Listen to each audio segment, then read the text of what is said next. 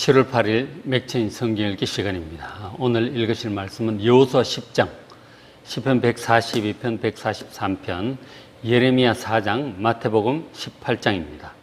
말씀 네 군데 다 읽어보시고 은혜 많이 받으시기 바랍니다.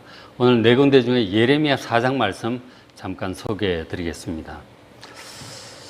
하나님의 계속적인 경고와 책망에도 불구하고 하나님의 백성들이 자신들의 생각과 욕심을 따라서 그리고 세상 풍조를 따라서 하나님을 자꾸 멀리 떠나갑니다. 하나님을 경외하지 않고 하나님의 말씀을 듣지 않고 관심도 가지지 않고 하나님께로부터 멀어져가는 이 백성들에게 결국 하나님께서 보내실 이 재앙 계속 그렇게 간다면 하나님께서 진노와 심판으로 예비하신 그 재앙이 올 수밖에 없다고 예레미야 선지자는 하나님께로부터 엄한 말씀을 듣습니다. 자, 구체적으로는 그 내용들이 북방으로부터 오는 재앙인데 결국은 이제 지금 약 40년 후에 임하게 되는 그 바벨론의 공격으로 인한 유다의 멸망을 지금 가리키고 있는 것이죠. 예레미야 4장 6절에 말씀을 합니다. 시온을 향하여 깃발을 세우라, 도피하라, 지체하지 말라. 내가 북방에서 재난과 큰 멸망을 가져오리라. 하나님께서 말씀하시는 거죠. 시온을 향해서, 예루살렘을 향해서 깃발을 세우라. 이 지금 바벨론 입장의 이제 말씀인 거죠. 그 바벨론에게 하나님께서 예루살렘을 공격하라고 말씀하시는 겁니다. 왜냐하면 그들의 죄악으로 멸망의 때가 이르렀기 때문인 거죠. 그 죄악이 가득 차서 관영해서 더 이상 갈 수 없으면 멸망하는 것입니다. 그 하나님께서 이 북방에서 재난과 큰 멸망을 가져올 것이라고 예레미야 선지자에게 말씀을 하셨습니다. 그렇게 되면 7절에 내 성읍들이 예루살렘을 포함해서 그는 모든 성읍들이 황폐해져서 사람들이 죽고 끌려가고 주민이 없게 될 것입니다. 이로 말미암아 너희는 굵은 배를 두르고 애국하라. 사람이 죽고 가정에서 남편이 죽고 아빠가 죽고 아들이 죽는 거죠. 다 통곡하고 장례식을 치르게 되는 것이죠. 자, 이는 여호와의 맹렬한 노가 아직 너희에게서 돌이키지 아니하였습니다. 하나님께서 백성들의 죄악과 우상 숭배와 이 불순종, 하나님을 업신여긴 이 모든 죄들에 대해서 하나님의 맹렬한 노로 인하여 그렇게 북방으로부터 재난과 멸망이 지금 부어지고 오고 있는 것이죠. 다가오고 있는 것입니다. 백성들이 회개하지 않는다면 하나님의 전 진노로 말미암아 결국 저 일은 이루어지고 말 것입니다. 그러니까 백성들이 회개하고 하나님께로 돌아와야 하나님의 진노가 떠나고 멸망이 떠나갈 것입니다. 저런 말씀을 들으면서 이 예레미야는 마음이 슬퍼요. 4장 10절에 내가 이르되 슬프도소이다 주 여호와여 주께서 진실로 이 백성과 예루살렘을 크게 속이셨나이다. 이르시기를 내게 평강이 있으리라 하시더니 칼이 이 생명에 우리의 생명에 이르렀나이다. 탄식을 하고 슬퍼합니다. 이 예루살렘이라고 하는 도시의 이름이 살렘이 샬롬이에요. 그러니까 평강의 도시입니다. 하나님께서 전능하신 하나님께서 지키시기 때문에 평강할 것이다. 영원토록 평강할 것이라고 하는 것이 예루살렘이에요. 그래서 그런 믿음을 가지고 가고 있는데 하나님이 이렇게 칼을 보내신다고 하니 북방에서 재앙과 파멸과 황폐함을 보내시리라 하니 하나님 저희들을 속이셨습니까? 그렇게 정말 인간적으로 참 탄식을 하고 떼를 쓰는 거의 그런 기도인 것입니다. 백성들이 죄 때문에 그렇다는 사실을 예레미야 선지자도 누구보다도 잘 알고 있죠. 그러니까 그래도 하나님께 한번 이렇게 떼를 쓰는 마음으로 하나님 우리를 속이신 거 아닙니까? 슬프나이다. 이렇게 탄식을 하며 하나님께 기도를 합니다. 하나님께서 말씀을 하시죠. 4장 14절에 예루살렘아 너희 마음의 악을 씻어버리라. 그리하면 구원을 얻으리라 말씀을 하세요. 18절에 보시면 너희 길과 행위가 이 일들을 부르게 하였나니 이는 내가 악함이라.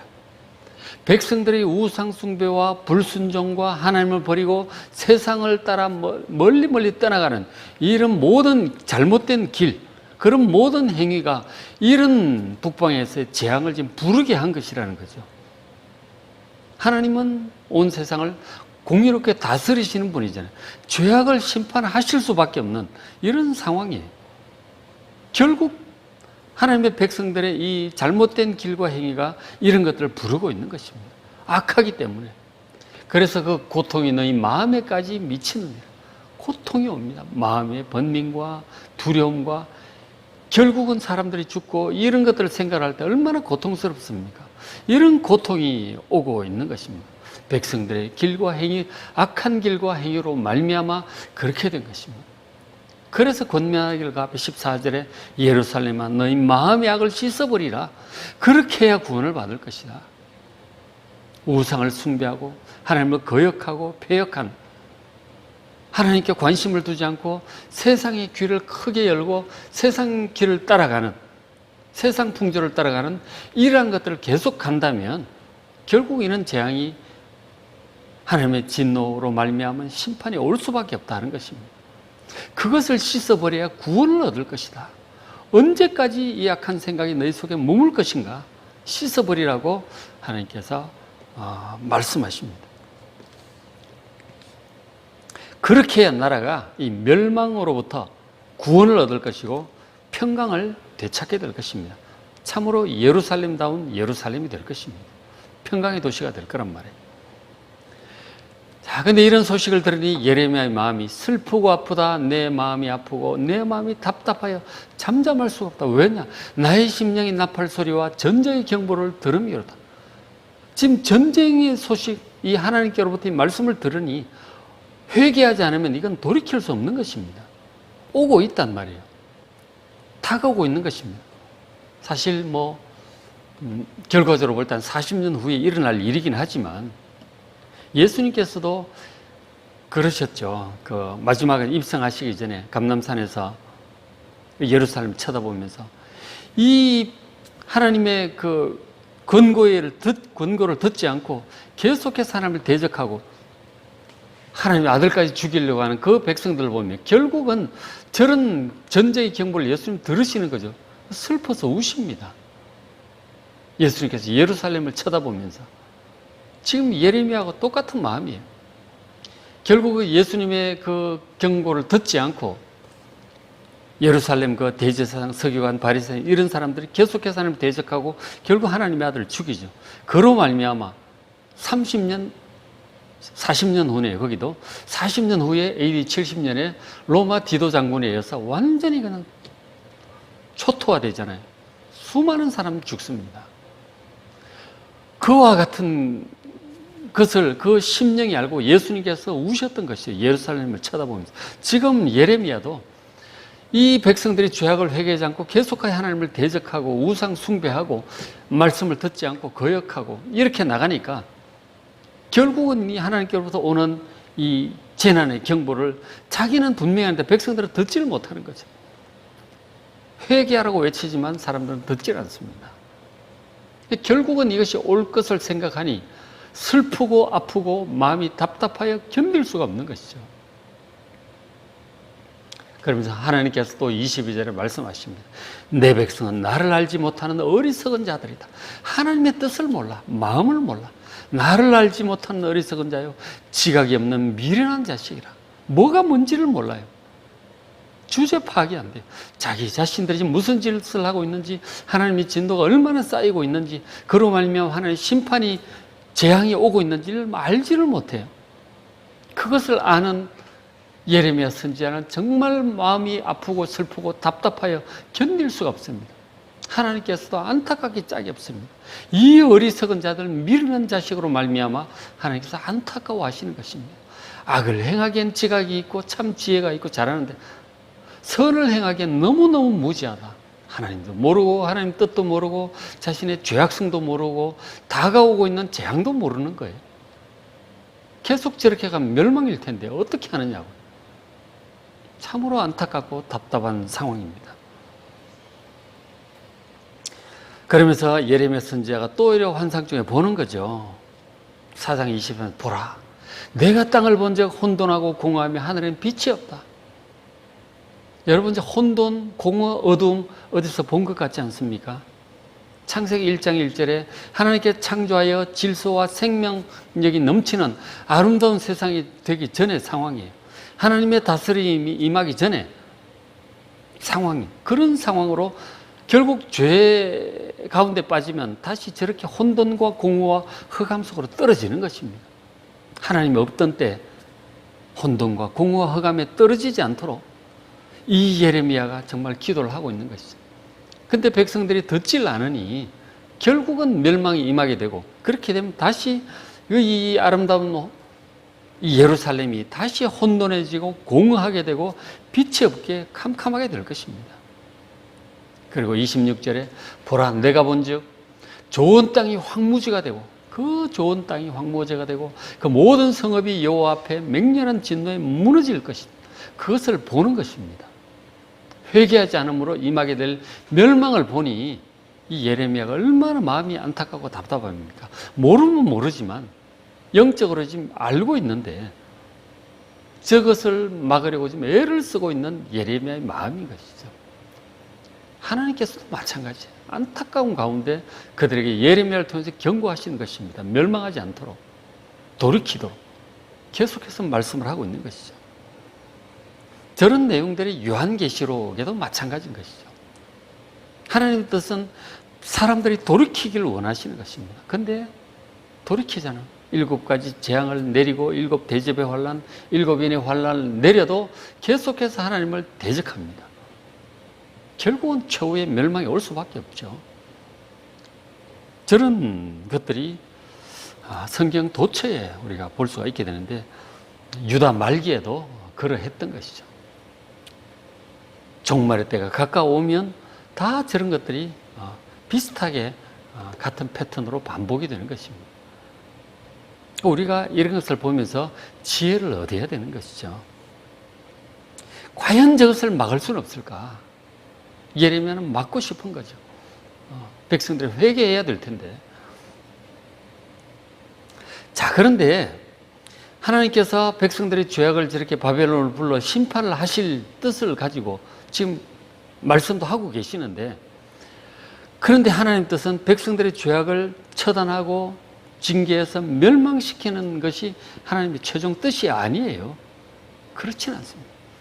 그래서 살짝이랄까 좀 보여주시는데 4장 27절에 여호와께서 이와 같이 말씀하시길 이 온 땅이 황폐할 것이나 예루살렘 멸망하고 죽고 포로 끌려갈 것이지만 내가 진멸하지는 않을 것이다. 그루터기를 남겨둘 것이다. 다시 회복되게 할 것이라고 하는 말씀을 지금 잠깐 언급하고 지나가셨어요. 저런 하나님의 깊으신 뜻은 우리가 다 이해할 수는 없겠죠. 그러나 어쨌든 하나님께서 징계로 말미암아 나라가 멸망하겠지만 진멸하지는 않을 것이다. 다시금 회복하고 새롭게 백성들의 죄를 생각하면 끝나야 돼. 하나님께서는 다시금 또 하겠다는, 백성들이 끝까지 죄를 포기하지 않고 하나님을 대적할지라도 하나님은 포기하지 않겠다고 하는 하나님의 뜻을 지금 보여주고 계시는 것이죠. 그리고 하나님께서 지금 입장에서는 또 이렇게 또 말씀을 하셔요. 4장 3절에 이 하나님 뜻이죠. 지금 예레미야를 통해서 하시는 말씀이 지금 당장 눈앞에 있는 유다 백성들에게 여호와께서 유다와 예루살렘 사람들에게 이같이 이르노라. 지금 하나님께서 하시는 말씀이에요. 너희 묵은 땅을 갈고 가시던 불에 파종하지 말라. 인생의 씨앗을 우리가 뿌리며 수고하고 이렇게 살아가고 인생의 농사를 지으면서 사는데 묵은 땅을 갈아엎어야 된다. 가시던 불에 파종하지 말라 하는 것입니다. 묵은 땅에 뿌려봤자 나지도 않고요. 마치 예수님 씨 뿌리는 비유에 나오는 그 길가밭과 같은 것이죠. 그는 씨 뿌려봤자 나지도 않아요. 새가 다 먹어버려요. 묵은 땅을 갈아엎어야 됩니다. 많은 사람들이 밟고 지나다녀서 굳어있는 그 땅, 그런 것들을 갈아엎어야 된다고 하는 것입니다. 세상적인 사고방식, 사람들의 말, 그런 것들에 막 돼 있는 거기서 우리의 마음이 그렇게 세상적인 사고방식, 육신적인 사고방식으로 가득 차 있는 것이죠. 다 젖어 있는 것이죠. 이걸 갈아엎어야 됩니다. 세상적으로 육신적으로 살아가던 것을 갈아엎고 마음을 하나님께로 돌이켜야 되는 것입니다. 그리고 가시덤불에 파종하지 말라. 가시덤불이 있으면 그 씨 뿌려봤자 별로 잘 자라질 못해요. 저 가시덤불이 어떠한 것인지 예수님께서도 씨 뿌리는 비유에서도 말씀을 하셨지만, 세상의 이 근심 걱정, 그리고 세상의 물질적인 이 세상의 일락이죠. 쾌락, 즐거움, 이런 것들에 우리 인생을 씨앗을 뿌리고 그렇게 농사를 짓지 말라는 것입니다. 그런 것들을 버리고 육신적이고 세상적인 것들을 버리고 인간적인 것들을 좀 내려놓고 하나님께로 돌이키라고 말씀을 하고 있습니다.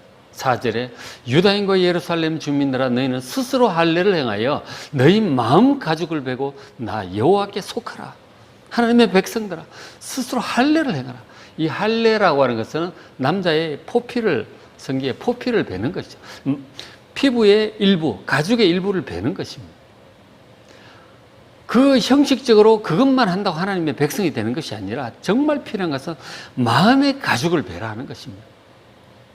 우리의 마음이 세상을 향하고 육신을 향하고 하나님 아닌 다른 것들을 우상처럼 그렇게 섬기고 따르는 그런 마음 가죽을 베라고 하는 것입니다. 끊어버리라. 결단을 내리고 하나님께 온전히 속하라고 하나님께서 말씀하고 있는 것입니다. 저게 하나님의 뜻이에요. 저렇게 하면 북방으로부터 부어지던 끓는 가마는 다시 원위치로 돌아갈 필요 없어지는 거예요. 그러나 계속해서 우상을 따르고 하나님 아닌 다른 것들을 따르고 더 좋아하고 추구하고 육신을 따라가고 세상 풍조를 계속 그렇게 따라서 하나님께로부터 멀리 떠나가면 하나님의 진노와 심판을, 멸망을 피할 수 없게 될 것이다 하는 것입니다. 그것을 거기에 원치 않는다면 묵은 땅을 갈고 가시덤불에 파종하지 마시고 땅을 갈아엎고 가시덤불을 뽑아버리고 돌도 골라내버리고 정말 마음밭이 옥토가 되어 말씀의 천국 말씀의 씨앗을 뿌려 천국 농사를 잘하는 여러분 되시길 바랍니다. 마음 가죽을 베시고 끊어버릴 것 과감하게 끊으시고 하나님께로 마음을 돌이켜 하나님께 속하는 여러분 되시길 바랍니다. 자, 오늘 요서 10장 읽으시고 시편 142, 143, 예레미야 4장 그리고 마태복음 18장 읽으시고 정말 하나님의 뜻을 깨닫고 하나님께로 온전히 돌이키는 그런 시간 되시길 바랍니다.